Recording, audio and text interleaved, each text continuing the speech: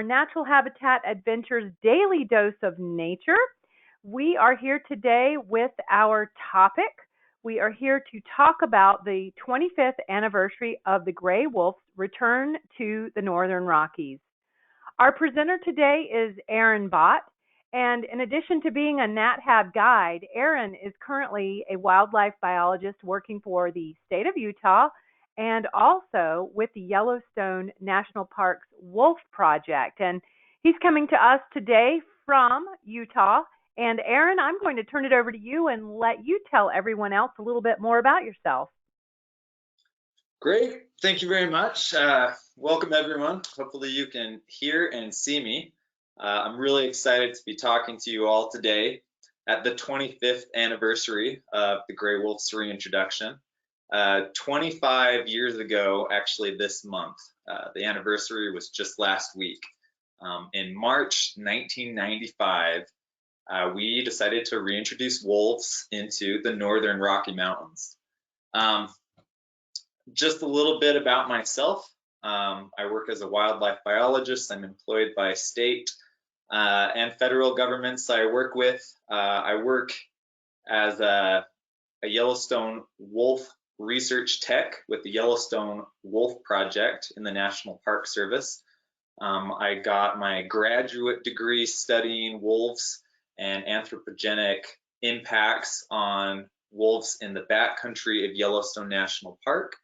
I specialize in large carnivore studies. I'm interested in wolves, of course, but also grizzly bears, as well as cougars and mountain lions, or cougars, mountain lions, depending on where you're from and what you want to call them. I am privileged to say that I'm a 7th generation Westerner at heart. I belong here out in the West. My family came out in the 1850s and the 1850s, 60s, and 70s. So I was out here before Yellowstone National Park was a national park, you could say. Yellowstone was the first national park created in 1872. And because of my family connection with the West, it makes my dinner table topics very interesting. Wolves and large carnivores are controversial, and for good reason, I think. And we'll be talking a little bit about why they're controversial today. And we'll talk about some of the successes that we've seen as we as a nation have tried to bring back some of their populations from the brink of regional extinction. I'm a pretty informal guy, so as I go throughout this presentation, I wish I could see all of you face to face, and I wish I could hear your questions and answer your comments or your concerns or anything that pops into your head as we go along. But as was mentioned, type those in, send them to NatHab, and they can then reach out to me at the end, and hopefully we'll get all of those questions and comments out of the way. To begin with, we'll talk a little bit about wolves in their history here in Yellowstone National Park. And not just Yellowstone National Park, but also in the Northern Rockies. So I'm going to give you a little bit of a recap about wolves, their biology, their ethology, their natural history, and then I'll start to talk a little bit more about their reintroduction. So here we go. This is one of the questions that was sent in, and I thought I could kind of summarize really quick. So can you tell us a little bit about wolves and give us a recap of why they were reintroduced, excuse me. And there we go. Gray wolves, or Canis lupus, are the largest of the world's canids. Wolves are a very interesting and charismatic species. In North America, we have really the most dominant species of wolf, which is Canis lupus, or the gray wolf. In the southeastern region of the contiguous United States, we actually have a separate species, Canis rufus, known as the red wolf, and we'll talk a little bit about that just a little bit as we proceed with this presentation. But the gray wolf is the dominant species that we have all across North America. and it is the world's largest canid. Wolves are primarily carnivorous, and they prey mostly upon ungulates, which are hoofed animals. So deer and elk and moose are their species that they go to consume when they're on the hunt.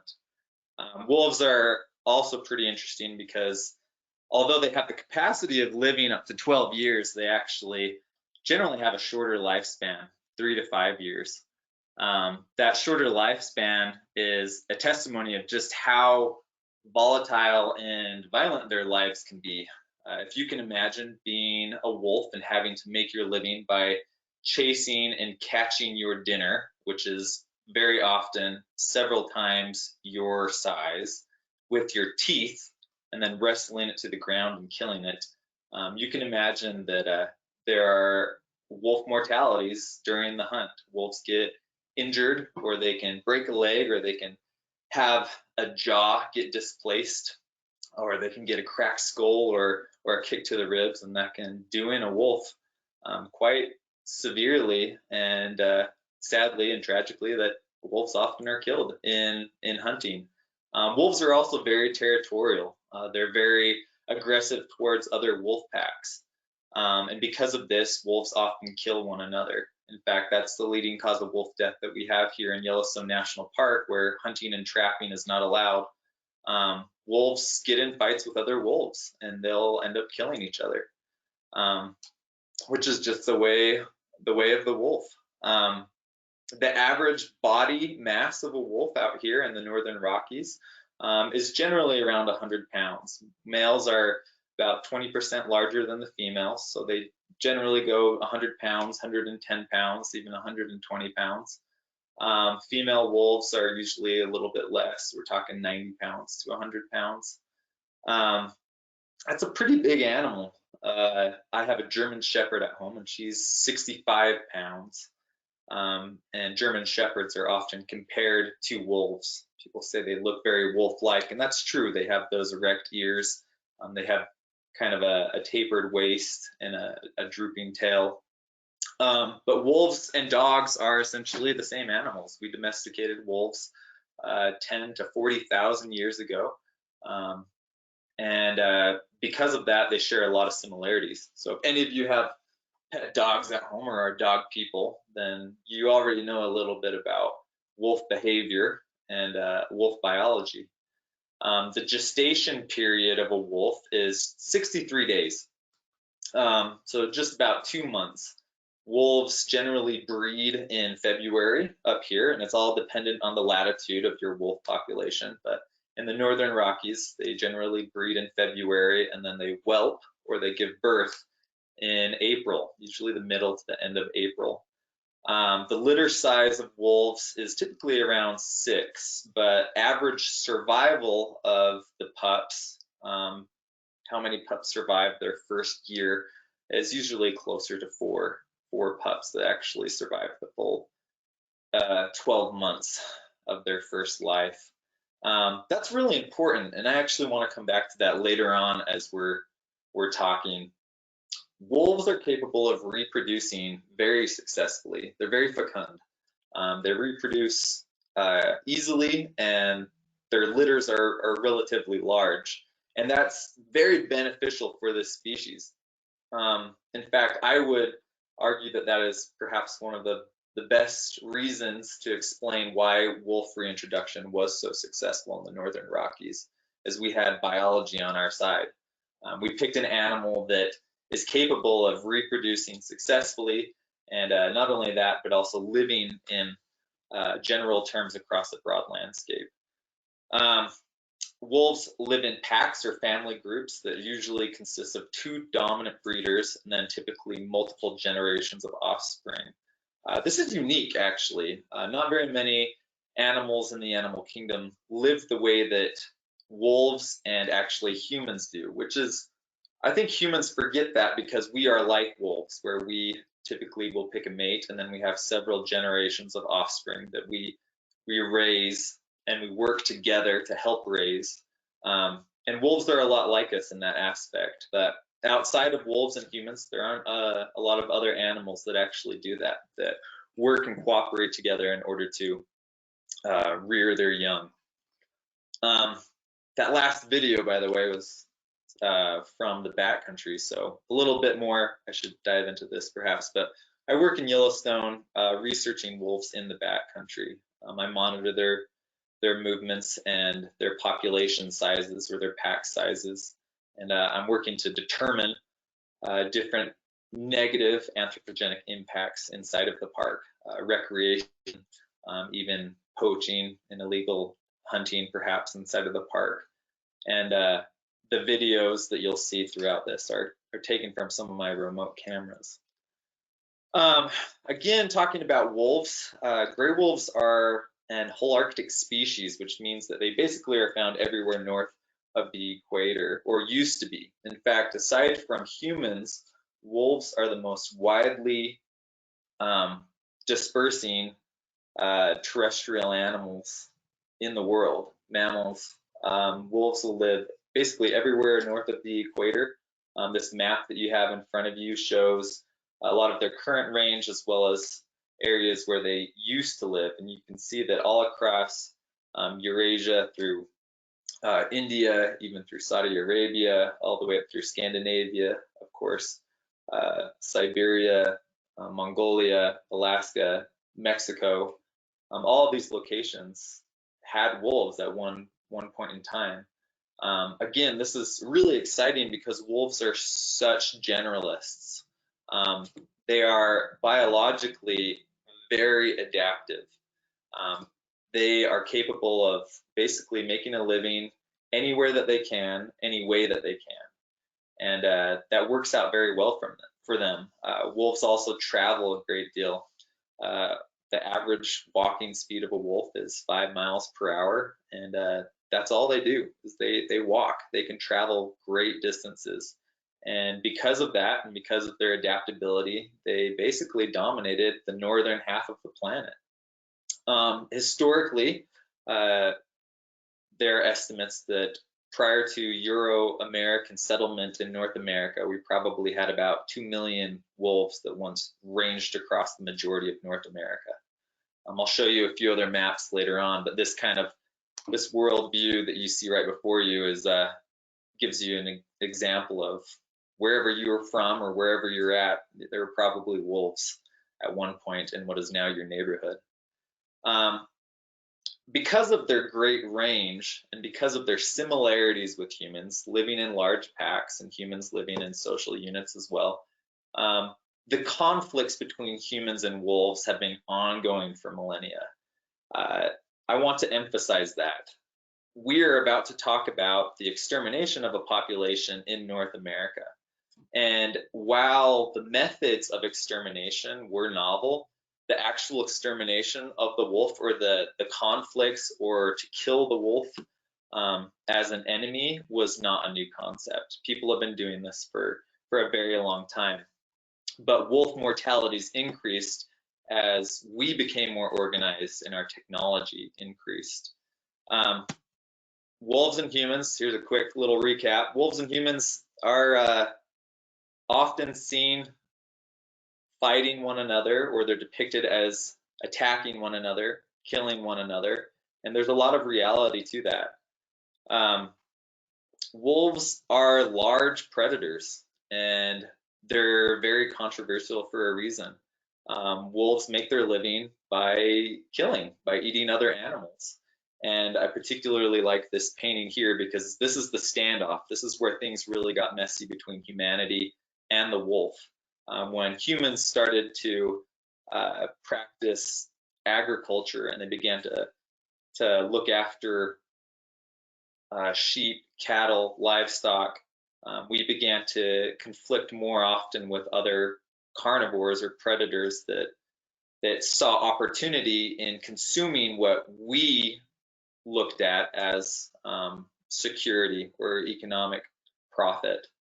And this goes clear back tens of thousands of years where humans and wolves would compete either for natural resources like elk and deer and other prey species, all the way into the more present when we begin to ranch and we have livestock depredation by wolves. We have a lot of history and data that talk about wolves in other parts of the world that were hunted and killed by peasants, by farmers, by ranchers, by different communities because wolves threatened their people's existence in some areas. And wolves, like I said, they're good at what they do. They're pretty big and they sometimes can be dangerous. They are the least dangerous predator that we have, or large carnivore that we have here in North America. There are by far more fatalities with grizzly bears and with cougars than with wolves. But let's not discount the wolf's ability to be dangerous, particularly to younger people or children. And in some areas of the world, we know that wolves would prey upon children or they'd attack children. And because of that, humanity saw the wolf as an enemy. And so we would go out and we'd attack wolves back and we'd kill them. Where this got out of hand was actually at the turn of the century. And it wasn't necessarily the fact that we began to go out and kill more wolves. It was really the methods that changed. We began to use poison and we became organized. And in 1915 to 1931, the US Bureau of Biological Survey, which is not really in existence anymore, they began the systematic extermination of large carnivores or predators because they did threaten a lot of ranching communities or livestock. And so we had an organized government effort to go out and to eradicate these predators. And we did it primarily by using poison.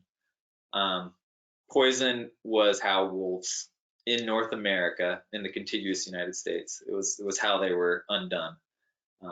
Peoples, native peoples, as well as Euro-Americans had been conflicting with them for a long time, but it was the advent of using poison and those extreme methods is really what undid the wolf population. And like I said, it was a government effort. People didn't understand or appreciate the roles that carnivores had in ecosystems. We saw them simply as competition. And in a lot of ways, they were competition. And so the government got on board, and actually the National Park Service began to trap its own wolves inside of the park and poison wolves inside of the national park in the early 1900s. Remember, I said Yellowstone National Park is the world's first national park, so 1872 is when it was created. And in the 19-teens, the 1920s and the 1930s, the management of Yellowstone National Park was still a learning process. And the Park Service went in and set traps and baited for wolves. And in 1926, the last two wolves in Yellowstone were trapped and killed. In the northern Rocky Mountain region, which basically extends from the Yellowstone all the way up through the Canadian Rockies, we had a lot of severe trapping and poisoning efforts. And in the contiguous United States, the lower 48 states, the last wolf that was reportedly shot and killed was just outside of the Wind River Indian Reservation, which is in Wyoming on the eastern side of the Greater Yellowstone Ecosystem, and that was in 1948. And by the 1970s, we went from having basically a continental wolf population to not having any wolves in any of the 48 states, with the exception of a small population on the Minnesota-Canadian border up by Voyager National Park. We did have wolves up in Minnesota, but everywhere else, boom, there were no more wolves. So this kind of leads into the next question, and that is, how did we go from killing wolves to completely annihilating all of them to suddenly wanting to restore them? That's a really good question, and I think that is the most enlightening and exciting part of this whole presentation and discussion. During the wolf and predator eradication of the early 1900s, there were critics of that process. Not everyone thought that it was a good idea, but it's also important to realize that environmental sciences, particularly the science of ecology, is relatively young. the term ecology was not even coined until the 1930s. So people didn't think in terms of environmental awareness or necessarily conservation as we think of it today. And one of our greatest advocates for thinking outside of the box and looking at nature as a unit that comprises multiple components was this gentleman here, Aldo Leopold. Aldo Leopold is considered the father of wildlife management, and he was a predominant figure in the 1930s and 1940s. And he basically worked actually for the government in several different capacities and worked to eliminate some predators. But during his escapade going around and trying to mitigate predators on the landscape, he actually had a really neat experience, and this is his quote right here that I'll read. He went out wolf hunting to reduce the number of wolves on the landscape because people thought that if there were fewer wolves, there'd be more deer. And this is what he had to say. After shooting a wolf, he went out and we reached the old wolf in time to watch the fierce green fire dying in her eyes. I was young then and full of trigger itch. I thought that because fewer wolves meant more deer, that no wolves would mean a hunter's paradise. But after seeing the green fire die, I sensed that neither the wolf nor the mountain agreed with this view. So you have people like Aldo Leopold who are suddenly questioning, like, hey, is it smart for us to annihilate all of the predators? Is it smart for humanity to have that much of an impact on an environment? Is that ecologically sound? Is that sustainable? Is that beneficial to humanity? Later on, you had other biologists working on large carnivore management and conservation, such as the Murie brothers, as well as these two gentlemen, the Craigheads, John and Frank Craighead, who were basically the pioneers of grizzly bear research beginning in Yellowstone National Park. And they also were the inventors of radio collaring, the telemetry system that allows us to study how animals move across an environment or an ecosystem. And we began to realize, and this is in the 60s and 70s, we began to realize that ecosystems extend beyond arbitrary human boundaries, like Yellowstone National Park, which is essentially a rectangle. Animals don't pay attention to those national park boundaries. We need ecosystems in order to keep the environment and nature healthy and thriving. And we didn't really understand this until the 1970s. And it's pretty remarkable because now it seems like duh, but back then, just a generation ago, we didn't see things that way. And it's, again, a relatively new science for us to understand that we need predators on the landscape in order for there to be a healthy ecosystem. And we need to have intact ecosystems in order to have healthy ungulates and predators. So in 1973, during all of this, we had Congress enacting the Endangered Species Act, which is our big muscle that we use for wildlife conservation. Basically, we said, you know what, if we are going to live on this planet, we need to do so in an ethical way, and it's not morally right for us to eliminate or to stand by and watch another species go extinct. We need to step up and we need to act as good stewards and do what we can to preserve biodiversity. This map that I've included on your screen is pretty boring. I didn't make it.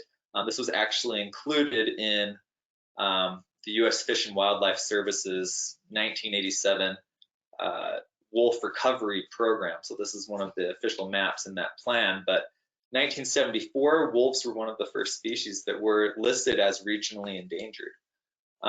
Wolves in the northern Rocky Mountains. I showed you on that map at the beginning of this presentation that wolves live everywhere. I mean, they're capable of living all across the northern hemisphere, and so they weren't going to go extinct globally, but regionally we had wiped them all out. And so we said, you know what, we need to restore them. We need to bring them back because it's our moral and ethical responsibility, and it's going to be beneficial for the environment. But prior to this, the reintroduction or the recovery program of a large carnivore had never been done anywhere in the world. So this is brand new. It's a brainchild of biologists, and we hoped that it would work out, but we weren't sure that it would work out.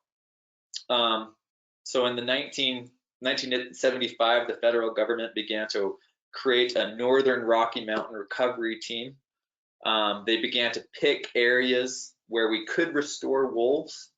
The reason why we chose the Northern Rocky Mountains was for two reasons. One, because there was resource abundance, so wolves would have prey to eat. And two, the low population of people in that area would hopefully minimize the negative impacts of wolves coming onto a landscape that really has been dominated by humans. We chose the Northern Rockies because of the remoteness. Of course, that didn't make everyone happy, because even though those areas are remote, there are people living there. My family settled just to the west of Yellowstone National Park, as I said, in the 1850s, and some of my family were not happy to see wolves on the proposal to be brought back into that environment. I was 5 years old when wolves were brought back, and as a kid, I was pretty excited. But I remember other friends and family members weren't very excited about hearing that wolves were going to potentially be brought back into their backyards.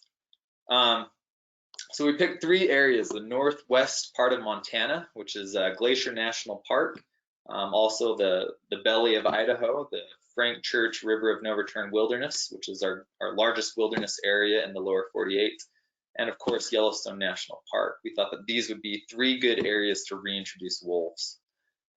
In the 1980s, wolves conveniently began to actually colonize northwestern Montana and Glacier National Park all by themselves. Wolves from Canada, from Alberta, started tiptoeing across the Canadian border back into the state of Montana, and they began to recolonize on their own, and it took place over 10 years. But because wolves were naturally recolonizing Glacier National Park, the federal government said, that's great, we're not going to reintroduce wolves there because they're reintroducing themselves. So the plan came to be to reintroduce wolves into central Idaho and Yellowstone National Park. Those were the two areas. In 1993, public hearings found that the majority of U.S. citizens supported wolf reintroduction, and in 1994, the U.S. Fish and Wildlife Service ordered the reintroduction of wolves into those two areas, Idaho and Yellowstone. And that's how it came to be. This is a picture of my present day supervisor, Doug Smith, who was there bringing the wolves back into Yellowstone. In 1995 and 1996, 66 wolves were captured in Alberta and British Columbia and translocated. They were moved down to Idaho and to Yellowstone National Park. 35 wolves were released into Idaho. 31 wolves were released into Yellowstone in those 2 years. In 1997, an additional 10 wolves were removed from the Glacier Park area and brought down into Yellowstone. So a total of 41 wolves were put into Yellowstone National Park. What's exciting is we expected to continue to bring wolves from Canada down into these two areas for 4 or 5 years. But like I said earlier, wolves are so good at reproducing that we actually only needed to do those 2 years, and they took off so well, and their populations started reproducing so quickly that we only had to do those 2 years, 1995 and 1996. In Yellowstone National Park in 1995, the first wolves that were brought down were separated into 3 different packs, and they were kept in 1-acre pens to do what is called a soft release. Again, no one had ever done this before. No one had ever reintroduced a species like a wolf into an environment that was completely new and alien to it. And our biggest fear was that we would bring wolves down and open up the crates, and immediately the wolves would just disperse and they would leave Yellowstone and they'd head straight back to Canada. which isn't too far away for a wolf to walk. A few hundred miles, but for a wolf, that's not very far. And so we wanted to make sure that the program would work, and so we actually kept the wolves in pens for about 10 weeks. And then in March, we opened up the gates of the pens, and it was a little bit more complicated than that, but essentially the wolves took off. And this is what I think is the most uplifting part of this entire story is, yes, humanity has done a lot of things that have negatively impacted large carnivores on this continent as well as the whole planet. Yes, we did eliminate wolves. We exterminated wolves back in the 1900s. We chose to do that. But 7 decades later, wolves were returned to Yellowstone by the exact same agency that originally exterminated them. How cool is that? Like, that's progress. The fact that you can have an agency go in and systematically remove a species, and then not even 100 years later, just a generation later, people say, wow, that was stupid. We need to fix that. We made a mistake, and we're going to return wolves back into Yellowstone. That's remarkable. That's what I call progress. So now we're going to talk really quickly about what is the wolf's current status. If you don't live in the West, you might not know that wolves are delisted in a lot of areas. They're no longer listed as an endangered species. And we'll talk about who manages them and how they're being managed. So after their reintroduction into Yellowstone National Park, the wolf population underwent what wolf biologists refer to as a colonization phase. So we brought in 31 wolves plus 10 wolves from Montana. So a total of 41 wolves into Yellowstone National Park, which is 2.2 million acres. And wolves took off. They were in heaven, basically. You put them in an area where they're protected, they can't be trapped, they can't be hunted. There's abundant elk, other game, mule deer, bison even. And the wolf population basically skyrocketed. It got really high. In fact, the highest the wolf population got in Yellowstone was around 174 wolves in 16 different packs after about 10 years of their reintroduction. But after a while, the elk population, which is the primary prey species for wolves, it dropped because of wolf predation and other things. I'll talk about that in a minute. And the wolf population had some outbreaks of disease, distemper in particular, and that brought the wolf population back down. And so since 2009, wolves have fluctuated in Yellowstone National Park between 80 and 108 wolves. So we have about 100 wolves living in Yellowstone in approximately 10 different packs. And that's been the carrying capacity, it seems like, for Yellowstone's wolf population. That's how it's gone in the first 25 years, and I'll show you a slide in a second to outline that population curve. Provided good habitat, wolves are very prolific. As I said earlier, you can have a wolf that gives a litter of, on average, 6 pups every year, with 4 surviving on average, and that's just average. So the mean rates of increase of a wolf population is as much as 20% every year. That's remarkable. A population of animals that can reproduce and grow by 20% every year, that's amazing. I mean, that's like bunny rabbits. Compare that to other endangered species like grizzly bears, and that's something that we definitely had working for us with wolf recolonization and reintroduction in the West, in the Northern Rockies. So this is the map, actually. This just came out, I think, last month, this month. This is our Yellowstone wolf park population count since 1995 to 2019. And you can see that the wolf population started small and it skyrocketed. You have an abundance of food and no competitors, no other wolves to compete with. And so the wolf population got pretty big.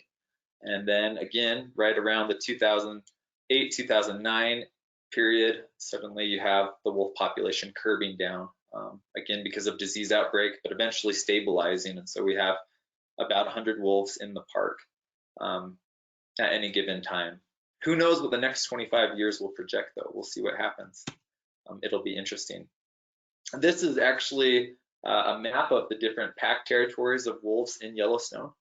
You can see that the majority of the wolf packs are up in the north. If you've been to Yellowstone, you know that Yellowstone is 80% lodgepole pine trees. It's a big forest desert.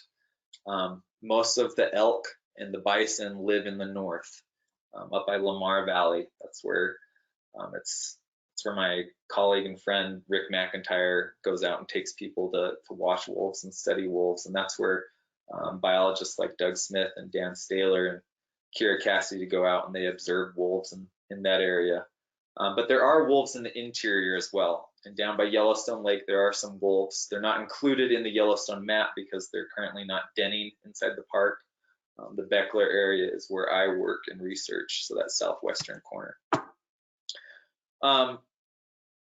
Wolves outside of Yellowstone National Park in Montana and in Idaho, they also reproduced very quickly. They began to basically fulfill any possible environmental niche that was left open to them. So in 2005, just 10 years after wolves were reintroduced, wolves met the recovery target numbers for delisting from the endangered species list. 10 years and suddenly the population is large enough to be considered for removal of no longer being listed as an endangered species. People were concerned about the wolf population being delisted, and while the population is listed, and they were listed in the Northern Rockies as an experimental population, so a threatened population, not a fully endangered population, wolves could be shot if they were removed from, or hunted or trapped if they were removed from the Endangered Species Act. They're removed from those protections. And because of that, some people weren't comfortable with removing wolves from that kind of protection. And so there was a lot of debate in the courts going back and forth over if we should remove wolves from the endangered species list or not.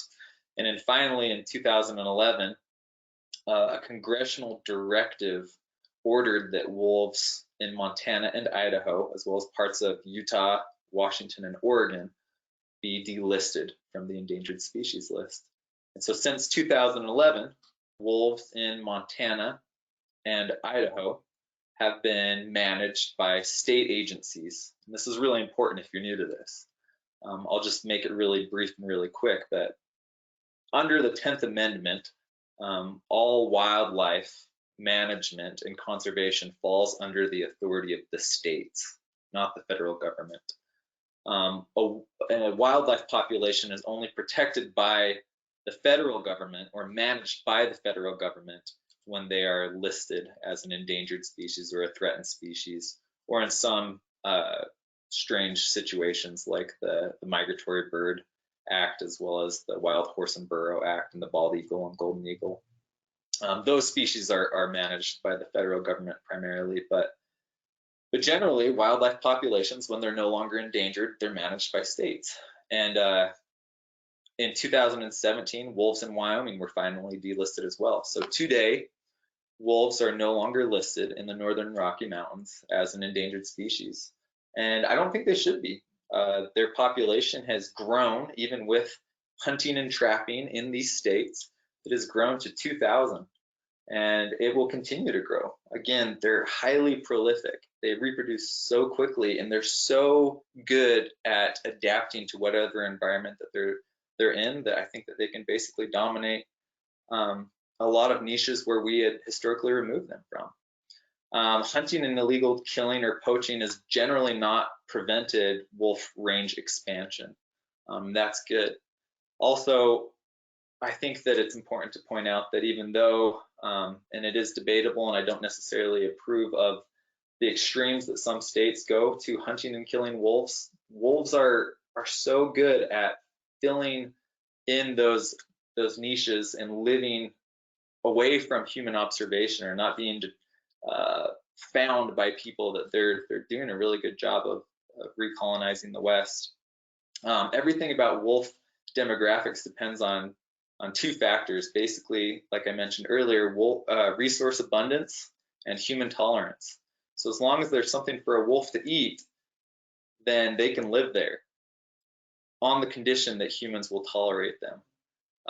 One of the biggest myths that I would like to shatter right now is that wild wolves need wilderness. That's a myth. We've put wolves or removed wolves from everywhere except for wild places, and certainly wilderness is a location where wolves are going to thrive. Up in the Yukon, up in Alaska, in Yellowstone, and in the Frank Church River of No Return wilderness areas, wolves are going to do great there. But they're like coyotes in a lot of ways. Coyotes are spreading all across North America, and they're living in a lot of people's backyards. And believe it or not, wolves are very capable of doing that. They're very capable of living in some urban areas. They could be in Bozeman or Jackson. They're capable of exploiting resources to their advantage. But the level of tolerance is where things become shaky. How are we capable of tolerating wolves in our backyards? Not a lot of people want wolves walking down Main Street. But are they capable of living in areas where humans are also inhabiting? Yeah, they certainly are. This is a map that gives you an idea of the wolf populations all across the lower 48 right now. So we have an estimated 2,000 wolves up in the northern Rocky Mountains. Wolves have been dispersing from there into the Pacific Northwest. Remember, I told you that wolves were not exterminated from Minnesota and from the Great Lakes region. And since the Endangered Species Act, the wolf population has continued to grow and multiply across the Great Lakes. And so we have actually a lot more wolves out in the Midwest, in the upper Great Lakes area, than we do even in this western part of the country. In 1998, a subspecies of the gray wolf, the Mexican gray wolf, was reintroduced in the Southwest, and the population has kind of been struggling there a little bit, but they're doing all right now. They just actually increased by 24% this last year, so they had a pretty good 2019 year. And I also mentioned earlier that there is another population of wolves, a different species, the red wolf, which is much more coyote-like. It's a smaller animal, and they're highly endangered, and they live out in the Carolinas. There have been extensive efforts to help recolonize those populations, or to help bolster those numbers up. Wolves, again, they lived everywhere across North America. This map, I think, is important because it shows you basically where they're at now, where they were, but also more importantly, where potential habitat is for wolves to be. Again, habitat loss or habitat fragmentation is one of the greatest concerns of the West's conservation programs. We're nervous about losing so much habitat to this hyper-urbanization that wildlife populations, not just wolves, but wildlife populations are struggling to find places to live and to migrate. And you can see that in the West, not everywhere is considered an ideal location for wolves to be. They have to have at least some kind of food supply. There has to be deer and elk in order for them to live there, or at least some other type of food source. So right now, wolves are continually reproducing, and I expect that we'll start to see them expand throughout all of the West over the next 50 years. I'll wrap this up by answering now, what are some of the biggest things that we have learned since wolves were returned to the Yellowstone ecosystem, as well as Idaho and Montana. So in Yellowstone National Park, the Wolf Project is continually monitoring and researching wolves. We're doing this in order to understand their behavior, the social dynamics of these animals, the predator-prey relations of these animals, how disease impacts these animals. And we do all this so that we can better understand wolf biology. And ideally, the more we can understand about these animals, the more we're able to go out and create environments where coexistence with humans and large carnivores is possible.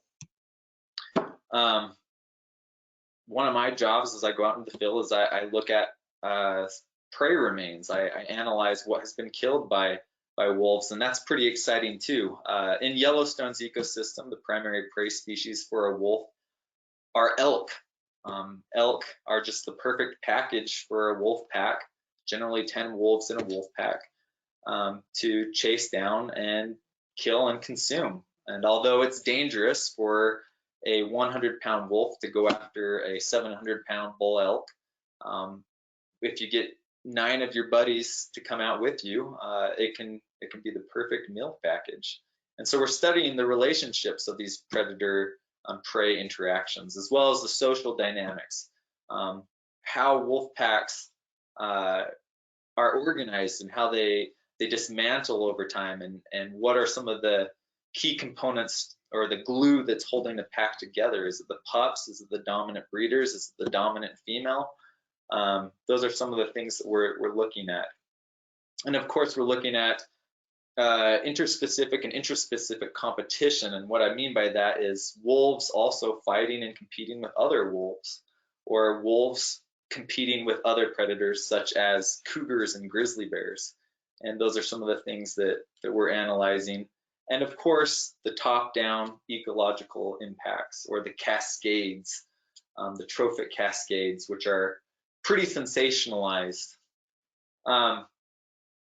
It's been very promoted, this idea that since the reintroduction of the wolf, the Yellowstone's ecosystem has completely changed. And it has in a lot of ways. Prior to the wolf's reintroduction in the mid-90s, the northern elk herd in Yellowstone National Park numbered around 20,000 elk. So many elk, in fact, that the government was going in the 60s and 70s, and they were systematically removing elk from Yellowstone National Park because they were concerned about how many elk there were and how they were over browsing a lot of the willows and the aspen in particular, and they were changing the ecology of northern Yellowstone. So many mouths to feed, so many elk going around and eating up all of the willows and the aspens, that everything was starting to change and fall apart, and you weren't having a lot of new growth. After we reintroduced the wolves, a lot of studies and research went into analyzing how wolves impacted elk behavior. And after 10, now 25 years, we've seen a lot of willow and aspen regrowth throughout the northern range of Yellowstone. And as I mentioned before, it's been sensationalized that wolves were the ones that really caused a lot of this change. We went from 20,000 elk to now about 6,000 elk in the northern range. Did wolves polish off over 10,000 elk? Did they eat 14,000 elk? No, they didn't. And although there definitely has been a huge ecological impact with the reintroduction of wolves in Yellowstone, I do want to point out that cougars were also eliminated historically from Yellowstone with wolves. They were poisoned and killed and driven out of Yellowstone National Park, but they naturally began to return to Yellowstone, recolonize Yellowstone at the same time of the wolf's reintroduction. Grizzly bear populations have been at a historic low in Yellowstone and have been recovering, and now are more robust than they've ever been, perhaps, in Yellowstone. Grizzly bears are capable of removing 60% of all newborn elk calves every year. That greatly impacts the recruitment of new elk. So you have not just wolves, which are very charismatic and fantastic animals, but I think that it would be dishonest to say that the wolf is a keystone species. It's definitely a key element, but really it's the whole suite of carnivores. It goes with cougars, which are highly efficient predators, much more efficient than wolves at killing elk and deer, as well as grizzly bears, which impact the newborns or the recruitment for that year. And so although wolves definitely play a part in that that rejuvenation of the ecosystem. Really, it's carnivores as a whole, and not just perhaps the wolf species. And it's something that we're excited about and we're studying more about, and we're really looking into it.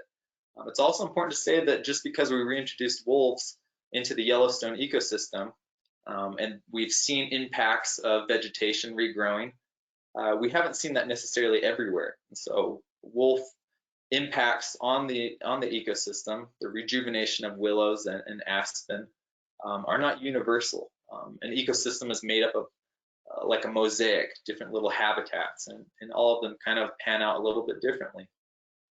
I'll kind of wrap up with this and let you all know that across North America and Europe, wolves are coming back.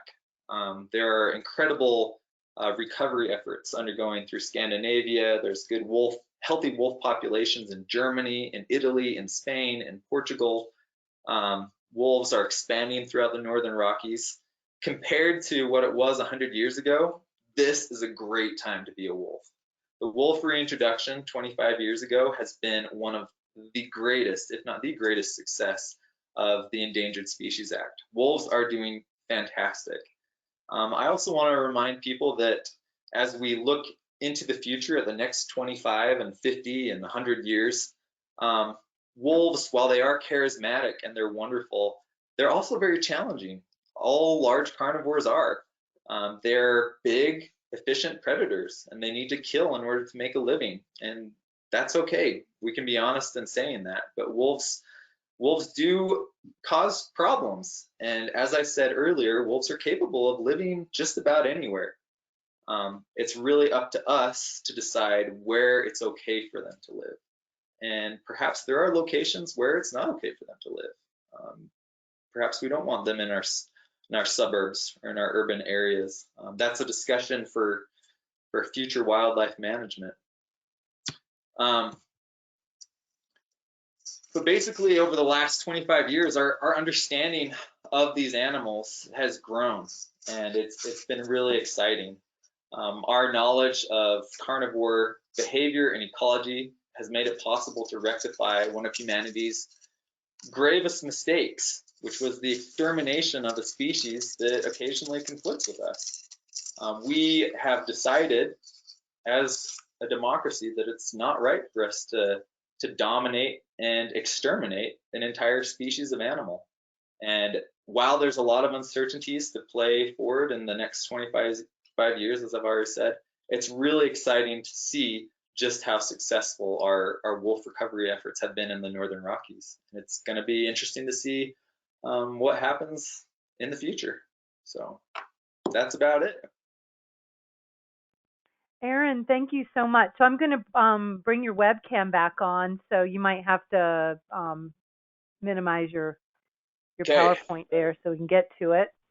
And while you're doing that, Kendall has been flagging questions for me, and I am going to get those ready to read to you.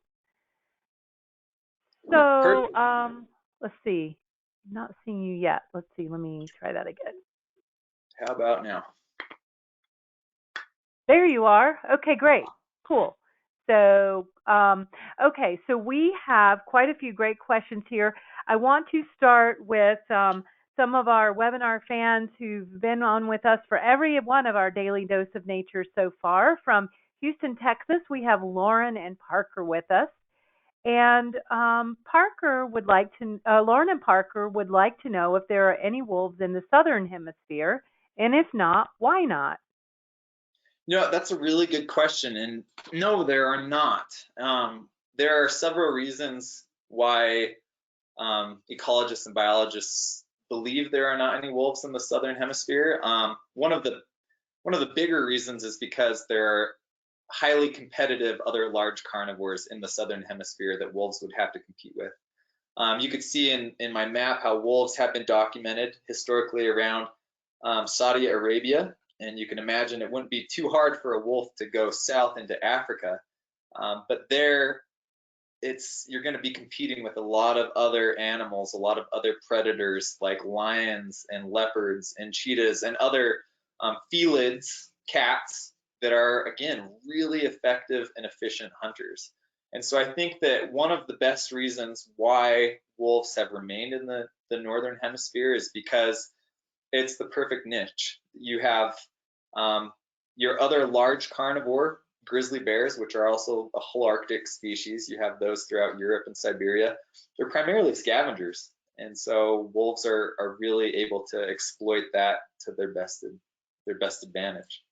Hopefully Mm. that answered your question. Yeah, thank you. Another question for you. Why were the gray wolves specifically reintroduced and not another species of wolf? Really good question. Man, this is the best part of the discussion. It's kind of awkward when you're just talking into a screen, so hopefully I can answer some of the questions that you folks have. Um, the gray wolf is the species of wolf that we have in the world. Canis lupus is the same species that we have in Yellowstone, that we have in Alaska, that we have in Greenland, that we have in Scandinavia, that we have in Russia, that we have in Mongolia. Gray wolves are these species, Canis lupus. So historically, it was the gray wolf that lived in the Yellowstone ecosystem and in Idaho and in Montana.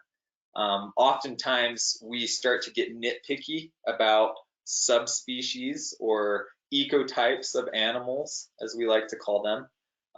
For example, the Arctic wolf, clear up north, those beautiful white, very large animals. Even though we call them Arctic wolves, they're still technically a gray wolf, Canis lupus. So the reason why we reintroduced Canis lupus to the Yellowstone area is because Canis lupus was historically here, and it is the wolf species. Mm-hmm. Okay, thanks. I have a few more questions for you. For everyone listening, if you have to leave before we finish with the questions, we will send a link to the replay. So you'll have access to anything you might miss. But I want to keep going because there's so many good questions here. So I have this question for Barbara, which she prefaces by saying, I love wolves. So don't take this the wrong way. Why is a healthy wolf population important to humans? Is the benefit of having them greater than the destruction caused? Um, that's a really interesting question, and I'll preface by saying I also really love wolves. Um, Wolves are, as I said, not necessarily a keystone species to an environment or to an ecosystem, but carnivores in general, I think, would be a better way to phrase that. Carnivores are essential because they help to regulate prey density. If you have too many herbivores or plant eaters on a landscape, then they are going to negatively impact the producers. They're going to negatively impact the plants that give life to everything else. So carnivores are in place because they are natural regulators of there's herbivores. Um, I get this a lot because I work with hunters and a hunting agency. I work for a state government. Why should we restore carnivores when hunters can go out and hunt? And that's a good question and a valid question.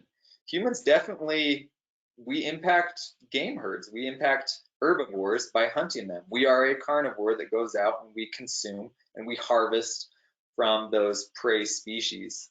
But we are not as perhaps indiscriminate when it comes to hunting as bears and wolves are. Bears, wolves, cougars, they go after animals that a human wouldn't always want to eat. They often will go after the weak or the young or the sickly, and that helps to generate a healthy herd by removing the sick or the weak or the injured. So wolves, I think, benefit humanity because one, they help as a predator, as a carnivore, to stimulate a more intact ecosystem and also to step away from the science. I think aesthetically, I think that there's a lot of value in having large carnivores, especially in a world that is becoming so virtualized and artificial. To actually have something that is real and wild, I think that gives humanity a lot of respect for the wolf. I think that it creates a whole different layer of value. Mm-hmm. Okay, thank you. We have several people asking about wolves in Colorado, especially San Juan Mountains, which are, of course, very isolated and mostly wilderness areas. And someone else who commented and wondered about the status of wolves that were recently found in northwest Colorado. So, can you speak for a moment to wolves in Colorado? I certainly can, because they came over on the Utah boundary, and so I was called out to go and check that out. So as I mentioned earlier, wolves are very good at walking long distances. Um, Wolves do not fit into specific taxonomies, meaning that wolves move so much and so far across the landscape that their genetic pool is pretty large. One of the biggest anti-wolf comments I hear all the time is, we reintroduced Canadian wolves. We reintroduced the wrong species. As soon as someone says a Canada Grey, then I immediately know that they don't like wolves. We brought wolves from Canada that were very well within the walking distance of the Yellowstone population. Wolves from Yellowstone can walk up to Canada where we caught them and walk back. We've had wolves from Yellowstone go all the way down to the Grand Canyon and turn around and walk back. We've had wolves go into Washington and Oregon and California, and of course into Utah and into Colorado.